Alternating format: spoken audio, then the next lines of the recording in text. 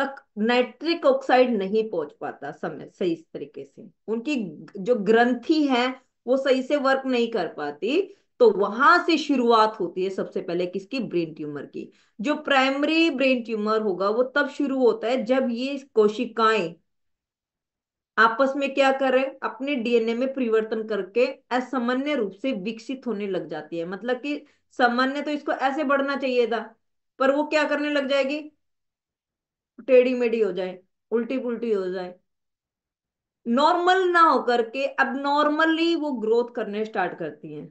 और कोशिकाओं के जो डीएनए होता है, जो डीएनए आदेश देता है, निर्देश देता है कि भाई आपको ऐसे चलना है, वो निर्देश ही सही से नहीं रिसीव कर रही हैं, जिसकी वजह से म्यूटेशन हो जाता है, कोशिकाओं का बढ़ना और उसके ऊपर तेजी से उनका टूटना शुरू हो जाता है। अब वो जब सेल बढ़ने लगती है तो जो स्वस्थ सेल होंगे, हमारी एक्टिव सेल्स होंगी, वो क्या होंगी, वो मरने लगेंगी। और इनएक्टिव सेल्स क्या हो गई, बढ़नी स्टार्ट हो गई। इनएक्टिव सेल जो होंगे वो जैसे जैसे बढ़ेंगी तो वो यहाँ क्या करेंगी, गट्ठा बना लेंगे, अपना ग्रुप बना लेंगी। और जब वो ग्रुप बनना स्टार्ट हो जाएगा भैया समझ जाओ आपको ट्यूमर हो गया।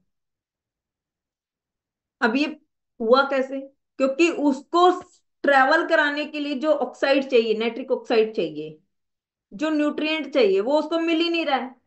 तो जो सेल थी वो असामान्य रूप से एबनॉर्मल तरीके से ग्रोथ करना स्टार्ट करती हैं, और जब वो एबनॉर्मली ग्रोथ करती हैं तो वो मल्टीपल तरीके से ग्रोथ करती हैं और रूप धारण कर लेते हैं किसका, ट्यूमर्स का।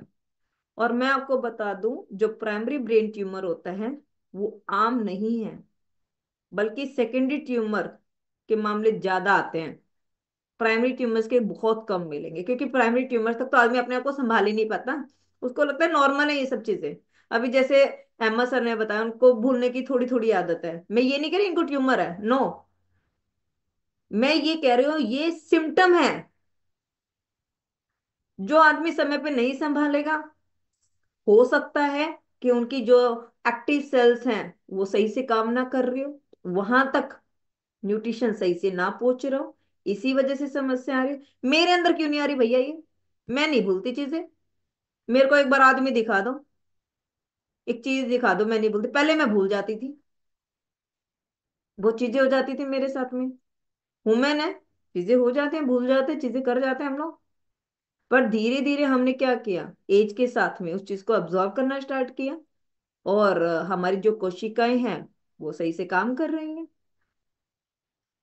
अब सेकेंडरी ट्यूमर का मतलब क्या है, कैंसर की जो सेल्स होती है पहले शरीर के किसी अन्य भाग में बनी, और फिर वो बढ़ते बढ़ते कहाँ तक पहुंच गई, ब्रेन तक पहुंच गई। और जब ब्रेन तक पहुंची तो वहां पे उसने क्या किया, जितनी भी स्वस्थ सेल थी, एक्टिव सेल थी, उनको खाना स्टार्ट कर दिया और इनएक्टिव सेल में बदल गई। तब जाकर के आपका क्या बनता है, सेकेंडरी स्टेज का ब्रेन ट्यूमर्स बनता है। और उसी के मस्तिष्क के कारण ही लोगों से सुना होगा कि ब्रेस्ट कैंसर हो गया, क्लोन कैंसर, आंत का कैंसर जिसे बोलते हैं, किडनी कैंसर हो गया, फेफड़ों का कैंसर हो गया, त्वचा का कैंसर हो गया। ये सारे कैंसर उसके बाद से स्टार्ट होते हैं। और फिर ब्रेन ट्यूमर्स को आप लाइटली ना लें, रिस्क बहुत बड़ा है। और कोई भी ट्यूमर्स है, कोई भी सेल्स, क्योंकि ट्यूमर सेल्स हमारी बॉडी में ऑलरेडी होती हैं, ठीक है, सबके सेल, सबकी बॉडी के अंदर होती है brain tumour, sorry tumour cells जो होती है वो सबके अंदर होती हैं, पर कब उभरेगी ये आपको भी नहीं पता, मुझे भी नहीं पता। इसीलिए एज के साथ में हमारी बॉडी के सभी पार्ट को अलग अलग चीजों की जरूरत होती है। हमारी जो बॉडी है वो मल्टी फंक्शनल काम करती है। अच्छा एक बात बताऊं, इस टॉपिक को मैं किसी और चीज से रिलेट करती हूँ किसी ने अपना घर बनाया रिसेंट में, 1 साल 2 साल में किसी ने घर बनाया है क्या, 3 साल में 4 साल में किसी ने घर बनाया, जिसने घर बनाया या बनते हुए देखा अपना घर, किसी का है, सबके पास है क्या अपना घर। ओके, नेहा पायल जी हैं और इन्होंने बताया कि घर है हमारे पास, ओके। और क्या सारे सड़क पे रहते हैं क्या कहाँ रहते हो, जल्दी बताओ कहाँ रहते हो आप लोग, घर में नहीं रहते क्या। मैंने बोला कि घर देखा है, उसमें भी हाँ नहीं कर रहे। अरे एक्टिव हो जाओ। चलो, अभी हम लोग बात करते हैं। किन से बात करें? मैं बात करती हूँ लीना मैम से।